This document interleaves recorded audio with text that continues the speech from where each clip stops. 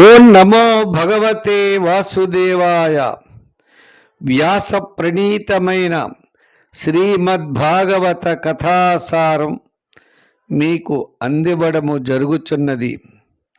శ్రీమద్భాగవతమయందు అనేకమైన స్వామి లీలా విశేషములు కలవు. అవన్నీ కూడా మనము శ్రవణము చేయడం ద్వారా అనంతమైన ఫలితములు మనకు లభించును. యోంత ప్రవిశ్యమవాచమిమాం ప్రసుప్తాం సంజీవయత్యఖిల శక్తిధరస్వధామ్నా అన్యాశ్చ అస్తచరణశ్రవణత్వగాదీన్ ప్రాణాన్నమో భగవతే పురుషాయ తుభ్యం. కృష్ణం వందే జగద్గురుం. శ్రీ మహాగణాధిపతే నమః. ఓం నమో భగవతే వాసుదేవాయ.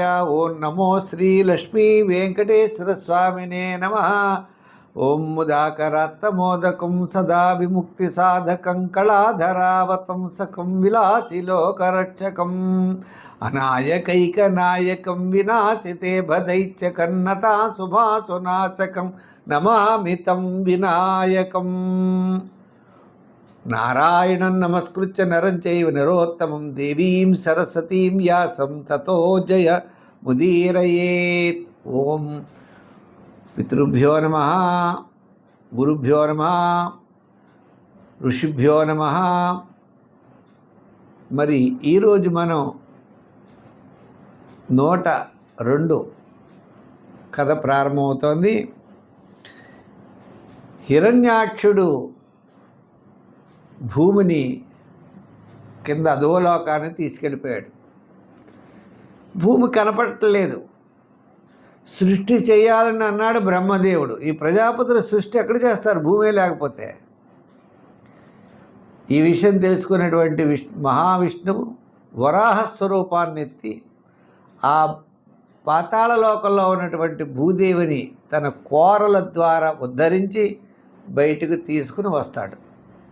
వచ్చిన తర్వాత ఎవరో పెద్ద జంతువు వచ్చి భూమిని తీసుకెడుతోంది అని అక్కడ ఉన్నటువంటి హిరణ్యాక్షుడు ఈ వరాహస్వామితో యుద్ధం చేస్తారు.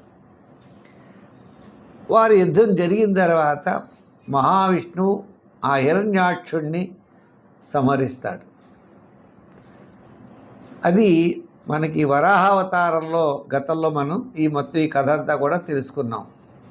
అయితే ఇప్పుడు మనకి ప్రహ్లాదుడి యొక్క చరిత్ర, హిరణ్యకశిపుల యొక్క చరిత్ర ప్రారంభమైంది.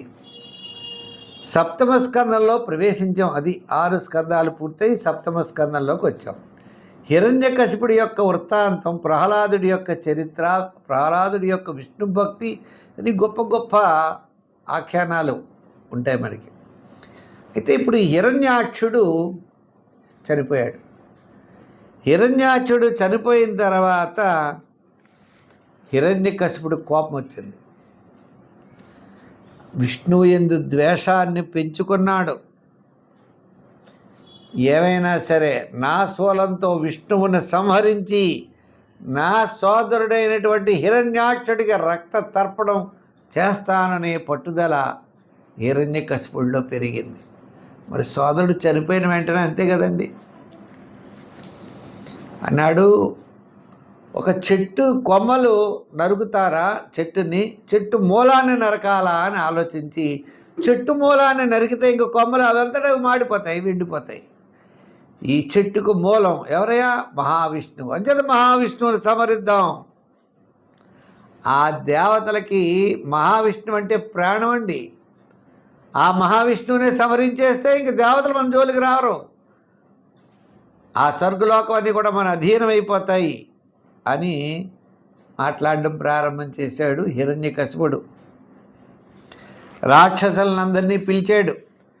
తస్మిన్ కూటే అహితే నష్టే కృతమూలే వనస్పతౌ విటప ఇవ శుష్యంతి విష్ణు ప్రాణ దివౌకసః. చెట్టు మూల నరికేస్తే ఆకులు కొమ్మలు ఎలా ఎండిపోతాయో, ఆ విష్ణువుని సంహరిస్తే విష్ణువుని ఆశ్రయించుకునే దేవతలు మనుషులు అందరూ కూడా విలవల్లాడతారు. తావద్యాత భువం యూయం విప్రక్షత్ర సమేధితాం సోదయధ్వం తపోయజ్ఞ స్వాధ్యాయ వ్రతదానినః విష్ణుర్విజక్రియామూలో యజ్ఞో ధర్మమయః పుమాన్ దేవర్షి పితృభూతానాం ధర్మస్య చ పరాయణం. ఓ రాక్షసులారా, ఇప్పుడు మీరందరూ కలిసి భూలోకానికి వెళ్ళండి. అక్కడ బ్రాహ్మణులు ఉంటారు, క్షత్రియులు ఉంటారు. వాళ్ళంతా ఏం చేస్తూ ఉంటారు? యజ్ఞ యాగాది క్రతువులు చేస్తూ ఉంటారు, వేదాన్ని అధ్యయనం చేస్తూ ఉంటారు. వేత్తలైనటువంటి బ్రాహ్మణులు ఉంటారు, ధర్మ కార్యాలు చేస్తూ ఉంటారు. ఇవన్నీ కూడా శ్రీ మహావిష్ణువుకి అర్పిస్తూ ఉంటారు. అతడు శ్రీ మహావిష్ణువు అన్నాడే యజ్ఞ ధర్మ స్వరూపుడైన దేవతలకు, ఋషులకు, పితృదేవతలకు, సకల ప్రాణులకి, ధర్మానికి ఆయన ఆశ్రయుడు. వర్ణాశ్రమ ధర్మాల్ని కాపాడేవాడు. అంచేత విష్ణువుని ముందర అక్కడ ఉన్నటువంటి బ్రాహ్మణులు, గోవులు, వేదములు, వర్ణాశ్రమ ధర్మ కార్యాలు అవన్నీ కూడా మీరు ఇష్టం వచ్చినట్లు పాడు చేయండి అని రాక్షసులకి ఆజ్ఞ వేశాడు. అసలు రాక్షసులు ఇవంటే ఇష్టం. పైగా హిరణ్యకశిపుడు చెప్పాడు. హిరణ్యకశిపుడు యొక్క ఆజ్ఞను స్వీకరించారు. హిరణ్యకశిపుడు తన సోదరుడు మృతి చెందడంతో చాలా బాధపడ్డాడు. అంత్యక్రియలు ఆచరించారు. సోదరుడు యొక్క కుమారులు ఉన్నారు. శకుని, శంబరుడు, దృష్టుడు, భూత సంతాపనుడు మొదలైన వాళ్ళంతా కూడా చాలామంది ఉన్నారు. వాళ్ళందరినీ ఓరడించాడు. తల్లి అయినటువంటి ఆ దితి దగ్గరికి వెళ్ళాడు. మరి హిరణ్యాక్షుడు, హిరణ్యకశిపుడు దితి యొక్క సంతానం. ఆ దితి కూడా వేళ కాని వేళలో భర్తని కశిపుడిని పుత్ర సంతానం లేదని ఆయనతో సంధ్యా సమయంలో కలియడం వల్ల ఈ రాక్షసులు పుట్టారు. చేతనే సమయం కూడా చాలా మంచిదై ఉండాలి. ఆ కలియిక సరైన టైం కాకపోతే రాక్షసులే పుడతారు. మరి ఈ హిరణ్యకశిపుల్లో హిరణ్యాక్షుడు చనిపోయాడు. తల్లికి పుత్రశోకం. వృషా భానువు అని హిరణ్యాక్షుడి యొక్క భార్యట. ఆమె భర్త కోసం ఆమె ఇలా వృషాభాను, ఆ పుత్రులు, ఆ దితి ఎంతో శోకిస్తూ ఉన్నారట. మరి ఇలా కలిసేటప్పుడు ఇంకా ఏం చేస్తాడు? ఎవరు? మన హిరణ్యకశిపుడు తన్మాతరం వృషాభానుం దితించ జననీంగిరా శ్లక్షయా దేశకాలజ్ఞ ఇదమాహ జనేశ్వర అంబాంబహే వధూ పుత్ర వీరం మారహత శోచితం రిపోరభిముఖే శ్లాఘ్య సూరాణం వధైప్సిత. ఓ చోట చలివేంద్రం పెట్టాడు. ఒక ఆయనండి మంచినీళ్ళు తాగడానికి అందరూ వెళ్ళారు చలివేంద్రానికి. వేసంకాలం అలా వెళ్ళేవాడు పెడుతున్నాడు, ఇలా వెళ్ళేవాడు పెడుతున్నాడు. చలివేంద్రం దగ్గర మంచినీళ్ళు తాగేస్తున్నారు. మంచినీళ్ళు తాగేసిన తర్వాత మళ్ళీ చలివేంద్రం దగ్గర ఉంటారు, ఇటు ఎవరికి వాళ్ళ పని మీద వెళ్ళిపోతారు. అలాగే ఓ కుటుంబంలో భార్య పిల్లలు అలా కలుస్తూ ఉంటారు, ఎవరికి వాళ్ళు అలా వెళ్ళిపోతారు అన్నాడు. ఎంత సులువుగా చెప్పాడో చూడండి. ఇంద్రం దగ్గర కలిసిన మనుషుల్లాంటి వాళ్ళమ్మా ఈ సంసారం అంటే. ఎవడైనా వీరుడు యుద్ధం చేసి యుద్ధంలో జయించాలని అనుకుంటాడు. అలా జయించి యుద్ధంలో ఓడిపోతే వాడు గొప్పవాడమ్మా. ఈ యొక్క కుమారుడైనటువంటి హిరణ్యాక్షుడు విష్ణుమూర్తితో యుద్ధం చేసి ఆ యుద్ధంలో చనిపోయాడు. మనం సంతోషించాలి. ఎప్పుడు వీరుడు అనేవాడు వెనక పారిపోడు. యుద్ధం చేసి యుద్ధంలో జయమో అపజయమో అది వేరే సంగతి. దైవవశం చేత మానవులు కలుసుకుంటూ ఉంటారు, విడిపోతూ ఉంటారు. దీనికి పెద్ద ఏముందమ్మా? మానవుడికి స్థూల రూపము, సూక్ష్మ రూపము అని రెండు శరీరాలు ఉంటాయి. స్థూల శరీరం అంటే ఈ శరీరము, ఈ కళ్ళు, చేతులు, ముక్కు ఇవన్నీ కూడా స్థూల శరీరం పెద్దది. సూక్ష్మం అంటే చాలా చిన్నది. ఈ స్థూల శరీరాన్ని వదిలిపెట్టి సూక్ష్మ శరీరం వెళ్ళిపోతుంది. వెళ్ళిపోయి ఎక్కడికి వెళుతుంది అంటే పరమాత్మలోకి ఏం వెళ్ళిపోదు. పరమాత్మ తాను ఒకటి కాదు, వేరు అనే భావం ఉన్నంత వరకు పుడుతూనే ఉంటుంది, మరణిస్తూనే ఉంటుంది. పుట్టిన వాళ్ళు ఉంటారు ఏమిటి, మరణించాలి తప్పదు, ముందు వెనక అవుతుంది అంతే. అయితే ఈ ఆత్మకి ఏముండాలి, శరీరానికి శరీరం అనేది ఉండాలి. ఈ యొక్క సూక్ష్మరూపమైన ఆత్మ ఉండాలి అంటే ఒక శరీరం ఉండాలి. కానీ ఇక్కడే విచిత్రం, ఆత్మకి శరీరం ఉండాలి అన్నారు, బాగుంది.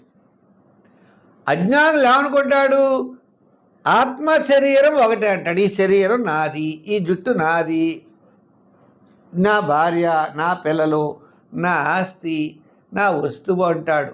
ఎవరు, అజ్ఞాని. శరీరం వేరు, ఆత్మ వేరు అనే జ్ఞానం ఈ మానవుడికి ఉండదు, ఎవరికీ ఉండదు. దానివల్ల ఏమవుతుంది, శరీరము ఆత్మ ఒకటే అని భావించినప్పుడు ఒక వస్తువు నష్టపోతే దుఃఖం వస్తుంది, ఒక వస్తువు మన దగ్గరికి వస్తే సంతోషం వస్తుంది. ఈ రెండు మనవి కాదు అనుకున్నప్పుడు సుఖము ఉండదు, దుఃఖము ఉండదు. ఆత్మకి సుఖ దుఃఖాలు ఏముంటాయి, శరీరానికి ఉంటుంది సుఖము దుఃఖం. ఎండలో మనం తిరుగుతాం, ఎండ, ఆ ఎండ దేనికి, శరీరానికి, ఆత్మకు కాదు. ఏసీ వేసుకున్నాం, చల్లదనం ఉంది, ఆత్మకు కాదు, శరీరానికి. ఇలా ఆత్మ వేరు శరీరం వేరు అనే జ్ఞానం తెలుసున్నంత వరకు వాడు ఇబ్బంది లేదు. రెండో ఒకటే అని అనుకున్నప్పుడు మాత్రం ఈ సంసార చక్రంలో తిరుగుతూనే ఉంటాడు బాబు. ఈ ఆత్మ పరమాత్మ ఒకటే అనే జ్ఞానం వచ్చే వరకు మానవుడు సంసార చక్రంలో తిరుగుతూనే ఉంటాడు.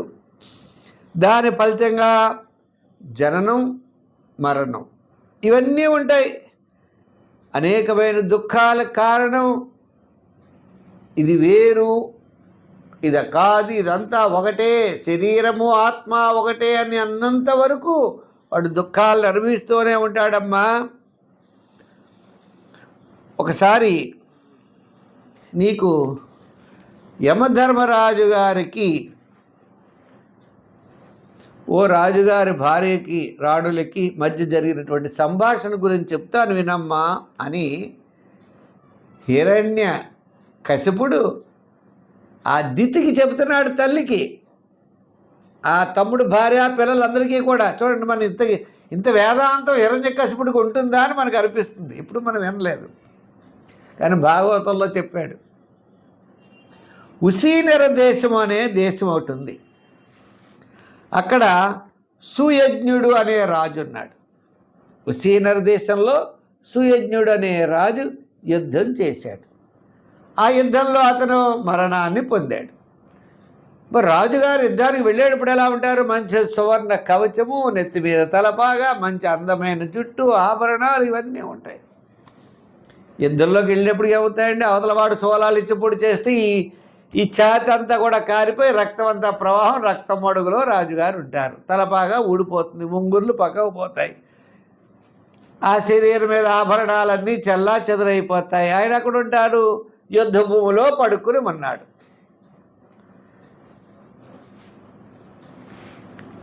రాజుగారు మరణ వార్త రాణులకి తెలిసింది, పుత్రులకు తెలిసింది, బంధువులకు తెలిసింది, మిత్రులకు తెలిసింది. అందరూ పరిగెట్టుకొచ్చారు యుద్ధ భూమికి.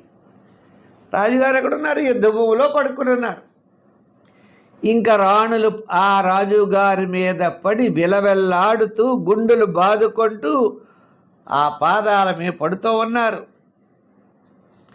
అస్తవ్యస్తంగా జరుగుతోంది, పెద్ద పెద్ద ఏడుపులు జరుగుతూ ఉన్నాయి. ఆ ఏడుపులు కూడా ఎలా ఉన్నాయట, నాథా మేము భాగ్యహీనులమయ్యా, నువ్వు ఎంత మహారాజువయ్యి మమ్మల్ని అందరినీ ఎంత చక్కగా చూసుకునేవాడవు, పిల్లలందరినీ కూడా చక్కగా నువ్వు పోషిస్తూ ఉండేవాడవు. అయ్యో విధాత ఎంత క్రూరుడు, నేడు నిన్ను మృత్యువును చేసి నేత్రాలకు కూడా గోచరంగా అనేటువంటి మా యొక్క దశని మార్చేశాడే. ఓ ప్రాణేశ్వర, నువ్వు మమ్మల్ని ఎంతగా ప్రేమించావు, ఈ రాణులందరినీ ఎంత చక్కగా చూసుకున్నావు, నువ్వు ఉన్నంతకాలం మహారాజు యోగాన్ని అనుభవించాం. సూర్యుడు అస్తమించేసాడు ఈ లోపల ఈ ఏడుపులకి. ఏమిటి అంటే యాక్చువల్గా సూర్యుడు అస్తమించకుండా దాన సంస్కారాలు జరగాలి. వీరు సూర్యుడు అస్తమించాడు. రాజుగారి యొక్క బంధువుల ధ్వని ఘోరంగా ఏడుస్తూ ఉన్నారు. ఇలా జరుగుతున్నప్పటికీ యమధర్మరాజు గారు ఒక బాలుడి వేషంలో అక్కడికి వచ్చారు. వచ్చి అడిగాడు. చిన్నపిల్లవాడు, ఆ రాణులు మిగిలిన వాళ్ళంతా ఉన్నారు.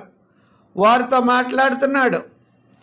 కానీ మీరంతా కూడా వయసులో చాలా పెద్దవాళ్ళమ్మా, పుట్టినవాడు పోక తప్పదు. మానవుడు ఎక్కడి నుంచి వచ్చాడో అక్కడికి తిరిగి వెళ్ళాలి. పుట్టాడు, మరణం తప్పదు. ఎక్కడి నుంచి వచ్చాడో అక్కడికి వెళ్ళిపోవాలి. మా తల్లిదండ్రులు ఉన్నారు అనుకో, వాళ్ళు వెళ్ళిపోయారు. వాళ్ళ గురించి చింతిస్తూ ఉన్నామా? చింతించట్లేదు. వాళ్ళు ఇచ్చినటువంటి ధైర్యంతో మనం బతుకుతున్నాం. ఇదంతా భగవంతుడి యొక్క మాయమ్మ. భగవంతుడు మనుషుల్ని సృష్టిస్తాడు, ఆయనే రక్షిస్తాడు, ఆయనే సంహరిస్తాడు. సృష్టించేది ఆయనే, పలానా వాళ్ళ ఇంట్లో అబ్బాయిగా పుట్టు అంటాడు. రక్షించేది ఆయనే, పలానా చదువు, పలానా ఉద్యోగం చేయి, నీ స్థితిగతులు ఎలా ఉంటాయి అంటాడు. తీసుకెళ్ళిపోయేటప్పుడు కూడా ఎలా తీసుకెళ్ళిపోతాడో తెలీదు. ఏదో మృత్యువు ఏదో రూపంలో వచ్చి ఆ మనిషిని తీసుకెళ్ళిపోతుంది. మరేమనుకుంటా, ఆ మృత్యువు కారణమేమో అనుకుంటాం. కాదు. మంచి శ్లోకం చెప్పారు ఇక్కడ. అరక్షితం తిష్టతి దైవరక్షితం, సురక్షితం జైవహతం వినశ్యతి. మనం రక్షించకపోయినా దేవుడి చేత రక్షించేటట్టయితే అది ఎప్పుడు రక్షించబడుతుందట. మనం రక్షించాలని ఎంత రక్షించినా వాడు రక్షించలేమట. చదువులుగా తలపాటు పెట్టాం, 10 మంది డాక్టర్లు పెట్టాం, అన్నీ పెట్టాం, వాడు టైం అయిపోయింది, వాడు వెళ్ళిపోతాడు. దేవుడు వాడికి ఆయుర్దాయం లేకపోతే నువ్వు ఎంతమంది పెట్టి, ఎక్కడ పెట్టి, ఎంత నష్టం చూసినా వాడు మరణాన్ని పొందుతాడు. అడవిలో చెట్ల కింద ఎక్కడో 100 అడుగుల కింద పడిపోతాడు లోయల్లో. బతికి యోగం వాడుకుంది, ఏ చెట్టు కొమ్మ పట్టుకుని బతుకుతాడు, వాడు జీవిస్తాడు. అంటే బతికే యోగం ఉంటే ఎక్కడ పడినా 100 మందిలో వాడు ఒక్కడే బతుకుతాడు. బతికే యోగం లేనప్పుడు ఎంత రక్షించినా జీవత్యనాథోపి వనే విసర్జిత కృత ప్రయత్నోపి గృహే న జీవతి. అరణ్యంలో పడిపోయినా వాడు జీవిస్తాడు. ఇంట్లో ఎన్ని సేవలు చేసినా వాడు టైం అయిపోతే వాడు వెళ్ళిపోతాడమ్మా. ఓ రాణుల్లారా, మానవుడు పూర్వ కర్మను అనుసరించి జన్మిస్తాడు. ఈయన పుణ్యం చేశాడు, మహారాజుగా పుట్టాడు. మీరు కూడా కాస్త పుణ్యం చేశారు, రాణులుగా పుట్టారు. ఈ జనన మరణాలనేవి ఆత్మకంటవు. ఆత్మ మళ్ళా మారిపోయి ఇంకో చొక్కాలో వెళ్ళిపోయినట్లుగా ఇంకో దేహంలోకి వెళ్ళిపోతుంది. ఆత్మ వేరు, శరీరం వేరు. మరి అయితే ఈ శరీరం ఎక్కడికి వెడుతుందమ్మా? పంచభూతాలతో నిర్మితమైనది ఈ శరీరం. పృథివ్యప్ తేజో వాయురాకాశాత్ అన్నారు. పృథివీ భూమి, అప్పు నీరు, తేజస్సు వాయువు ఆకాశం, ఈ పంచభూతాలే ఉంటాయి మన శరీరంలో. పృథివీ అంటే మాంసం, అప్పు అంటే నీరు, వాయువు అంటే గాలి, అగ్ని, ఆకాశం అంటే శూన్యం. ఈ 5 శరీరంలో ఉంటాయి. మానవుడు ఈ స్థూల శరీరాన్ని వదిలిపెట్టి సూక్ష్మ స్వరూపం ద్వారా వేరే శరీరంలోకి వెళ్ళినప్పుడు ఈ శరీరాన్ని 5 కలిసిపోతాయి. మీరు ఈ సుయజ్ఞుడి శరీరం అన్నది, దీంట్లోంచి ఆత్మ వెళ్ళిపోయింది. మీరు ఎంత ఏడ్చినా, ఎంత బాధలు పడినా అతను లేవడు. మీ మాటలు అతనికి అర్థమవ్వవు. మీరు పిలిచినా రాడు. ఇదంతా అనవసరం తల్లి. జ్ఞానము లేనివాడు అంటే జ్ఞానము లేని అజ్ఞానులు ఎప్పుడూ కూడా దుఃఖాన్ని పొందుతారు. జ్ఞానము కలిగిన వాడు ఈ శరీరం అనిత్యము, ఇది శాశ్వతం కాదు, నిత్యమైనది ఆత్మ, ఆ పరమాత్మ స్వరూపమే నిత్యమని భావించిన వాడు మోక్షాన్ని పొందుతాడు. ఇది నాది, ఇది నాది అని ఎప్పుడైతే భావాలు నీకున్నాయో నువ్వు దుఃఖాన్ని పొందుతావు అని చెప్పాడు. చెప్పి ఒక్క మాట చెప్పాడు, అత్యద్భుతమైన విషయం. ఓ వేటగాడు ఉన్నాడు, అరణ్యంలోకి వెళ్ళాడు, ఓ పక్షిని కొట్టాడు. ఆ పక్షి ఆ వేటగాడి చేతిలో చనిపోవాలని బ్రహ్మగారు రాశారు. ఆ ప్రకారంగా ఆ వేటగాడు బాణాన్ని వేశాడు, పక్షి పడింది కిందకి. అది పైన ఇంకో పక్షి ఉంది, ఈ కింద పడింది ఆడపక్షి, పైన పక్షింది మగ పక్షి. అది బాధపడుతోంది, అయ్యో ఈ వేటగాడు నా భార్యను చంపేశాడే, నా పిల్లలకి ఇంకా రెక్కలు రాలేదే, నా పిల్లల్ని ఎవరు చూసుకుంటారు, నేను రేపు నుంచి ఏం చెయ్యాలి అని ఎంతో ఆవేదనతో కింద పడినటువంటి భార్య కలిగినటువంటి పక్షిని చూసి ఆ మగపక్షి ఏడుస్తూ ఏడుస్తూ ఏడుస్తూ ఉన్నదట. ఈ లోపల ఇంకొక బాణం వేశాడు, ఆ మగపక్షి కూడా కింద పడిపోయింది. ఇది ఫస్ట్ మొట్టమొదటి పడింది ఆడపక్షి చనిపోయింది, తర్వాత మగపక్షి చనిపోయాడు.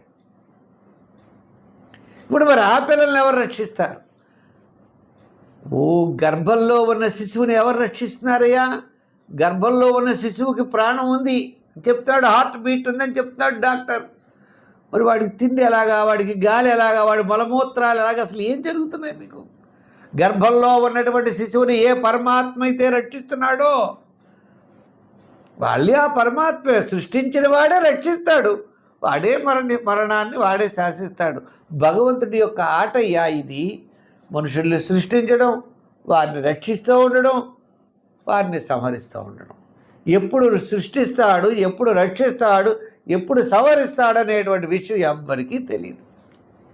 ఇదే సృష్టి రహస్యమమ్మా. ఎటొచ్చి ఆడపక్షి మొదట చనిపోయింది, మగపక్షి తర్వాత చనిపోయింది. ఇప్పుడు రాజుగారు వెళ్ళిపోయారు, కొంతకాలానికి మీ రాణులు, బంధువులు, మిత్రులు అందరూ కూడా ఇక్కడికి రావాల్సిందే, మీరు కూడా శరీరాన్ని వదిలిపెట్టేస్తారు. ఇలా వదిలిపెట్టేటువంటి శరీరాల కోసం మీరు బాధపడడం అవసరమా అని అడిగాడు. నిజమే కదండి. మన శ్మశాన వైరాగ్యం అంటారు. శ్మశానం దగ్గరికి వెళ్ళిన వాళ్ళంతా మనం కూడా రేపు పొద్దున వెళ్ళవలసిందే అనుకుంటారట. మళ్ళీ ఇంటికి వచ్చిన తర్వాత మళ్ళీ మామూలే వీడు. శ్మశాన వైరాగ్యం అంటే అది. మళ్ళా మరుచోటి రోజు నేను తప్పులు లెక్కడు, డబ్బులు లెక్కెట్టుకోవడం, అన్నీ లెక్కెట్టుకుంటాడు. ఎన్నాళ్ళు ఉంటాడో తెలియదు కదా. మళ్ళీ వడ్డీలు అన్నీ పుచ్చుకుంటూనే ఉంటాడు వీడు. ఇతరులు హింసిస్తూ ఉంటాడు, బాధపడుతూ ఉంటాడు. కానీ శ్మశానంలో ఉన్నది కాలం వాడు పోయాడు కదా, మనం కూడా పోతావేమో భయపడతాడు అంతే. ఆ శ్మశానం నుంచి స్నానం చేసి ఆ గోదావరిలో మునిగి ఇంటికి వచ్చిన తర్వాత మళ్ళీ మామూలే అవుతాడు. శ్మశాన వైరాగ్యం అన్నారు. ఎప్పుడైతే ఇలా చెప్పాడో, ఓహో మనం కూడా రేపు పొద్దున్న వెళ్ళవలసిన వాళ్ళమేరా బాబు అని అనుకుని ఇంకెన్నాళ్ళంటే పెట్టుకుంటారు శవాన్ని. ఆ శవాన్ని దహన సంస్కారాలు చేశారమ్మా. ఇలా చేసేటప్పటికి ఆ యమధర్మరాజు వారిని వదిలి ఆయన యొక్క లోకానికి వెళ్ళాడు. అంచేత ఓ దితి అంటే అమ్మా, ఓ మరదలా, ఓ పుత్రులారా, చనిపోయినటువంటి హిరణ్యాక్షుడి గురించి బాధపడతారు దేనికయ్యా? ఈ జగత్తులో అథ నిత్యమనిత్యం వా నేహ శోచంతి తద్విదః నాన్యథా శక్యతే కర్తుం స్వభావ శోచతామితి. అంచేత ఈ లోకంలో ఎప్పుడు కూడా ఏది మంది కాదయ్యా. క ఆత్మ క పరోవాత్ర స్వీయ పారఖ్య ఏవవా స్వపరాభినివేశేన వినా జ్ఞానేన దేహినాం. మనవాడెవడు, పరాయివాడెవడు? వీడు మనవాడు, వీడు పరాయివాడు. ఇది వస్తువు నాది, ఈ వస్తువు నీది, ఇది నాది నీది అనేది ఏమి ఉండదయ్యా. ఇవన్నీ కూడా అనిత్యము అని హిరణ్యకశిపుడు తన తల్లికి దితికి, ఆమె కోడలకి, మనవలకి, అంటే మరి హిరణ్యాక్షుడి యొక్క పుత్రులకి అందరికీ కూడా ఈ విషయాన్ని చెప్పారు. వారు ఇంకా సరే అని చెప్పి బాధపడడం మానేసి పరమాత్మ యందు మనస్సును ఉంచుకుని వారి వారి కర్తవ్యాలని పాటిస్తూ ఉన్నారు. మరి హిరణ్యకశిపుడి యొక్క వృత్తాంతం అంతా కూడా మళ్ళా మనకి రేపు వస్తుంది అని తెలియజేస్తూ, అంచేత ఈ లోకంలో ఏది నిత్యము కాదు, అన్నీ అనిత్యమే. ఇది నాది, నాది కాదు అనేది లేదు. మానవుడు ఎక్కడి నుంచి వచ్చాడో అక్కడికే వెడతాడనేటువంటి విషయం ముందు వెనుక అవ్వచ్చేమో, కానీ అందరూ కూడా వెళ్ళేవాళ్లే అనే జ్ఞానం అనేది, ఆత్మజ్ఞానాన్ని హిరణ్యకశిపుడు తల్లికి మరదలకి పిల్లలకి బోధించాడు. అది విచిత్రం. హిరణ్యకశిపుడు రాజు కదా, రాక్షసుడు కదా, రాక్షసుడికి ఇవన్నీ ఉంటాయా అని మనం అనుకుంటాం. కాదు, అన్నీ తెలుసు. వాళ్ళు మంచి ఆత్మజ్ఞానం కలిగిన వాళ్ళు కూడా ఉన్నారు. రాక్షసులు వాళ్ళంతా కూడా పరమాత్మ జ్ఞానం కలిగిన వాళ్ళు అనే విషయాన్ని అందరూ తెలుసుకోండి.